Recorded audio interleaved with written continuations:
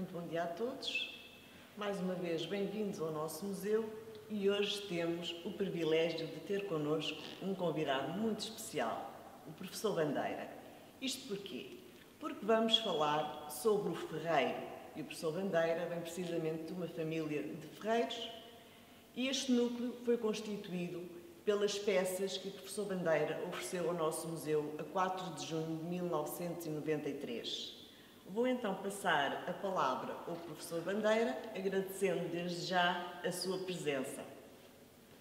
Bom dia e muito obrigado por esta oportunidade que me deram de falar da minha família, mas principalmente do meu pai. O meu pai foi ferreiro e serralheiro. Vem de uma família de São Martinho de Góis, perto de Bordeiro, a parte de cima de Bordeiro, em que praticamente todas as famílias tinham um ferreiro. O meu avô já era ferreiro. O meu avô António já era ferreiro. E o meu pai, com 5 anos, já ajudava o meu avô. O meu pai dizia-me que o meu avô até lhe punha um banquito para ele poder chegar à bigorna e ajudá-lo. Eu ainda conhecia o meu avô, pouco tempo mas conhecia, e felizmente conheci bem o meu pai. Um grande artista, porque para fazer sachos, machadas, machadinhas, roçadoiras, é preciso arte. E o meu pai, que arte não só em fazer, mas em temperar. Tempos em que, durante o inverno, o meu pai dizia que trabalhava bastante. O que é que isso quer dizer? No inverno havia pouco que fazer na agricultura, porque a agricultura começa a ser trabalhada mais na primavera, quando se plantam as couves, as couves até se plantam antes, se plantam as batatas e outras sementes que são próprias da altura da primavera. E então, porquê é que se trabalhava bastante? Porque não havia a quem vender.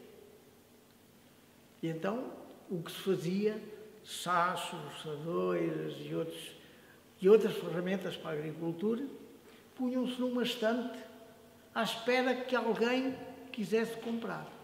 Mas havia pouca gente. Sabem qual era a grande feira onde o meu pai fazia muito dinheiro? Era em Serpins, no Sambrás.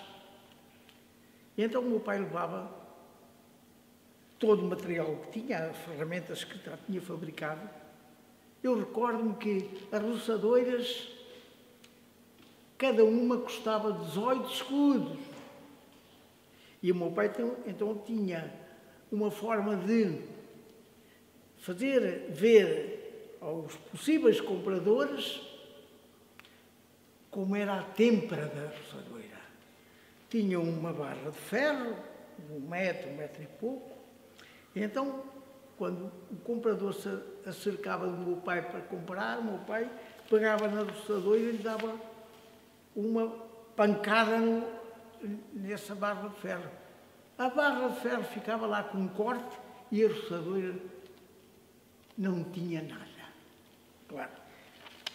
Como é que era a têmpera feita? A têmpera feita era com a ferrugem que era fabricada à saída daqui do fole e água, e depois, para alindar a roçadeira, era uma roda de pedra com que o meu pai tinha também na oficina. E há uma coisa que eu quero ver se podemos arranjo aqui para o museu, que são as brochas. O que são brochas? São uns pregos pequeninos feitos manualmente, que eu ajudei o meu pai a fazer. O meu pai, à noite, dizia-me: ó Tonito, anda a ajudar-me. O que é que eu ia fazer? Eu ainda era novo, 6, 7 anos, eu ia só ajudar o meu pai a tocar o fole. O fole tocava e expelia para o carvão ficava em brasa, punha-se o ferro dentro da brasa e depois o meu pai tratava o ferro já em brasa, de outra forma, com o martelo, em cima da bigorna. E então o meu pai fez milhares de brochas. E aqui há uma história que eu não posso deixar de contar. E o meu pai, ainda novato, 7, 8 anos, ia com a minha avó Nazaré,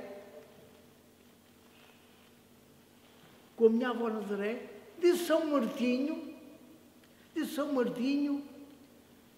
a Coja, a pé. São agora 13 para Argadilho, mais 13, 26 quilómetros. Iam vender as brochas a pé, iam a pé e vinham a pé. E o meu pai, quando vinha já de regresso a São Martinho, passava a carreira, que ainda existe hoje, que é de Pomares a Lousã e da Lousã a Pomares, e o meu pai dizia para a minha avó: senhora mãe, era assim que os filhos tratavam os pais, senhora mãe, então e se a gente fosse agora na carreira? Oh filho, então a gente ia dar à carreira o dinheiro que veio aqui ganhar? E lá vinham novamente até São Martinho. E então, e o que é que o meu pai tinha? Que ferramentas é que ele utilizava para o ajudar neste serviço? Tinha a bigorna, tinha os martelos, vários martelos, a bigorna, que ficava em cima de um cepo. Havia já na altura o chamado martelo pilão, que o meu pai sempre falou no martelo pilão, mas nunca o comprou. Custava dinheiro e não havia dinheiro para tudo. O meu pai teve de trabalhar muito para que os 2 filhos, eu e a minha irmã, pudéssemos estudar. Não era fácil um ferreiro, em determinados anos da nossa vida de estudante, arranjar 900 escudos para pagar o colégio a mim, o colégio à minha irmã e o internato a mim. Comprou um aparelho que na altura era uma novidade. Um eletrogénio. Ganhou muito dinheiro com o eletrogénio.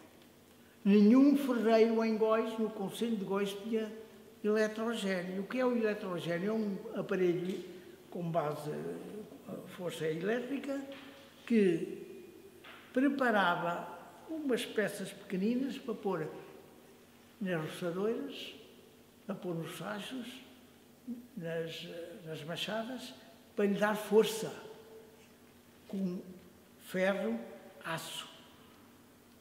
E então, o meu pai, vinham os ferreiros de todo o concelho à oficina do meu pai e ele levava-lhe por cada eletrodo gasto X.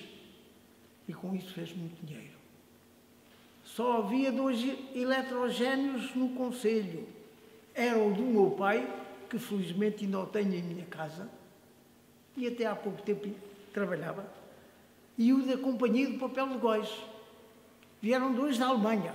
Cá não havia, agora já há pequeninos, maiores e tal.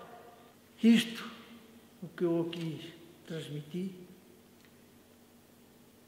é mais uma homenagem ao meu pai, mas também à minha mãe, porque eu continuo a dizer, ao lado de um grande homem está sempre uma grande mulher. Não é atrás, é ao lado. E eu ainda queria contar uma história que nem as senhoras, nem os senhores já não se lembram como é que se ferravam as rodas dos carros de bois. Era com um cavalete, o meu pai preparava a roda em ferro, o dono já levava a parte de madeira, esse ferro redondo era colocado numa fogueira grande e depois de estar quente ao rubro, à força de pelo menos 3 homens, pegava-se no ferro com tenazes. Está aqui uma tenaz, acho eu, está ali, mas eram maiores. E colocava-se o ferro em brasa dentro da madeira e imediatamente, e tinham de ser em segundos, despejava-se água para cima do ferro e apanhava a madeira. Para quê? O ferro, quando apanhava a água, encolhia e apertava o ferro contra a madeira. Era um serviço fantástico, bonito, era um espetáculo. No calor daquele serviço, que era calor pelo ferro e pela necessidade de fazer aquilo rapidamente, o meu pai dizia umas asneirolas. Nunca ouvi o meu pai dizer asneiras, a não ser nessa altura. E pronto, em casa nunca ouvi. A minha mãe foi uma grande mulher também. Foi com ela que eu aprendi a ler as primeiras letras. Claro que andava na escola, mas na lareira ainda não havia eletricidade em casa dos meus pais. O meu pai já tinha a casa, mas não havia eletricidade. A eletricidade só foi para lá no meio da minha primeira classe. Foi uma alegria. Ainda estou a ver o eletricista dizer para o meu pai: ó Mário, dá aí ao interruptor. Ele deu ao interruptor e luz em toda a casa. Eu aprendi a ler à luz do candeeiro de petróleo.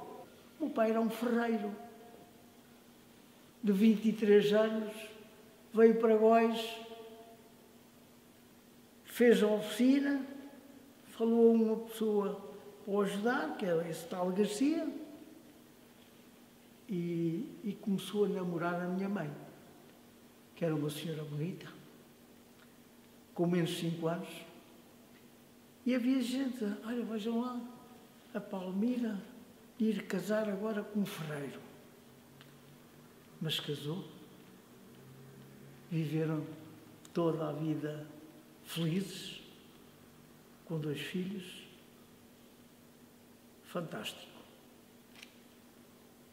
Agradeço-vos muito esta oportunidade. A todos vós que ajudaram a que eu explicasse um pouco da vida do meu pai e da minha mãe, e a todos aqueles que depois puderem ver este vídeo e, quem sabe, começarem a procurar alguns trechos da vida de um ferreiro. Em Góis ainda há um, que era da mesma família, primo direito do meu pai. Obrigado.